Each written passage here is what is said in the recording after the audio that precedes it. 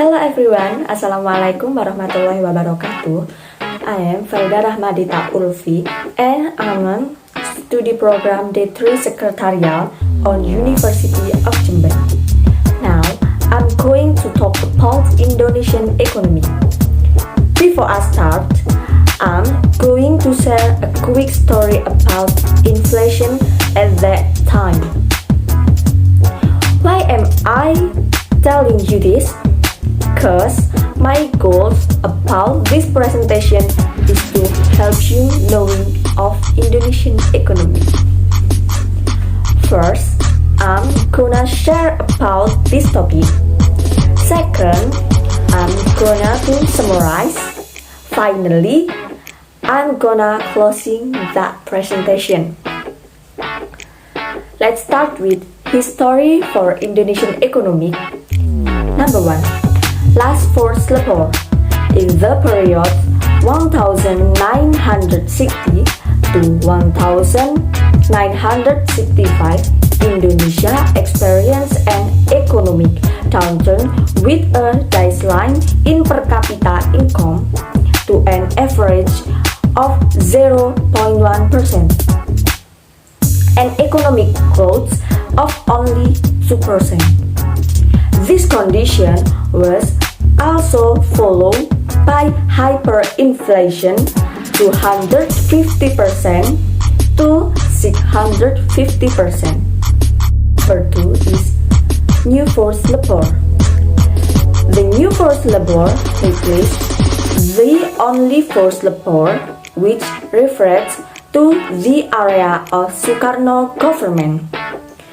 The birth of the new forced labor began with the issuance of the forced labor on March 11, 1966. The new forced labor lasts from 1966 to 1998. During this time, the Indonesian economy grew rapidly, although this occurred in conjunction with rampant corruption. Suharto period. In August 1998, Indonesia and the IMF agreed to a loan program under President B.J. Habibie, President Gus Dur, who was elected president in October 1999, then extended the program. In 2010, the Indonesian economy was very stable and growing rapidly. GDP is current to exceed IDR 6,300 trillion, an increase of more than 100 times compared to GDP in 1980. After India and China, Indonesia is the country with the fastest growing economy among the 20 member countries of the world's large G20 industrial economy. This is a table of GDP or gross domestic product of Indonesia from year to year by the IMF in million rupiah. This is table of PDB Suharto period. Move on to the next topic, public expenditure study. Since the ASEAN financial crisis of the late 1990, which contribution to the fall of the Suharto regime in May 1998, Indonesian public finances have undergone a major transformation. The financial crisis caused a huge economic contraction and a corresponding decline in public spending. Not surprisingly, debts and subsidies increased drastically, which development spending was sharply reduced. Today, a decade later, Indonesia has emerged from the crisis and is in a situation where once again the country has sufficient financial recourse to meet development needs. This change occurred because of prudent macroeconomic policies and most importantly a very low budget deficit. Also, the way the government spends funds has undergone a transformation through the decentralization mayorship in 2001, which caused more than a third of the entry government budget to shift to local government in 2006. Equally important in 2005, international oil prices continued to rise, thus Indonesia domestic oil subsidies to become uncontrollable, threatening the hard-won macroeconomic stability. Despite the political risk that a huge increase in oil prices would push the inflation rate even higher, the government took the bold decision to cut oil subsidies. The decision provides an additional $10 billion for spending on development program. Meanwhile, in 2006, an additional $5 billion was made available thanks to a combination of increased revenues driven by overall stable economic growth and reduced debt servicing.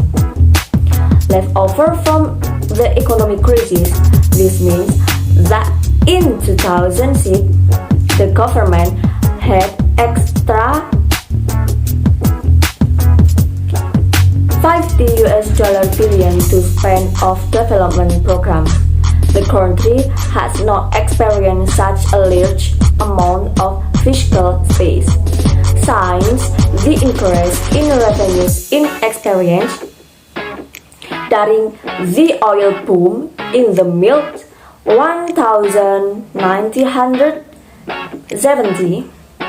The main difference, however, is that the huge increase in oil revenues of the 1970 was simply a matter of financial luck. On the contrary, the current fiscal space is achieved as a direct result of the government's careful and appropriate policy decision. This is sample of proxy PPD. In 2020, Indonesia replaced India as a member of the G20 with the second fastest economy after China. Since then, Indonesia's economic growth has slowed to around 5% on July 1, 2020. The World Bank decides to classify Indonesia as a high middle income country with Indonesia gross national income 2019 of $5,060, slightly above the World Bank classification of high middle income countries per capita ranging from $5,056 to 20,535 union. Another thing, according to the World Bank, is that the middle class population in Indonesia currently around 52 million people with an expenditure of 1.2 to 6 million IDR per person per month. And let's move on to Indonesia now. The Indonesian economy is one of the world's major emerging economies, the largest in South Asia and the sixth largest in Asia after China, Japan, India, Russia, and South Korea. This country's economy places Indonesia as the world's 16th largest economic power, which means that Indonesia is also a member of the G20. Jakarta, the economical and political capital of Indonesia. Rating of Indonesia is 16 PBD nominal or 7 paritas daya beli or purchasing power parity. Currency is Indonesia is rupiah or IDR. Physical year is calendar. Trending organization is APEC, ASEAN, DH, G20, IORA, MICTA, OPEC, RCEP, and WTO. This is a statistic of population, GDP, GDP rank, GDP world, GDP per capita, GDP per capita rank, GDP by sector, inflation, and more in Indonesia. This is a data external to Indonesia is export goods, main export partners, import goods, main export partners, FDI stock, current account, and gross internal debt. And one, Indonesia is public finances, is public debt, budget balance, revenues, expenses, credit rating, and foreign reference. That's all what I want to say. To summarize, just a reminder that money is a problem. When all problems can be solved with money. Thanks for your listening, thanks for your joining, and thanks nice attention. And wassalamualaikum warahmatullahi wabarakatuh. See you.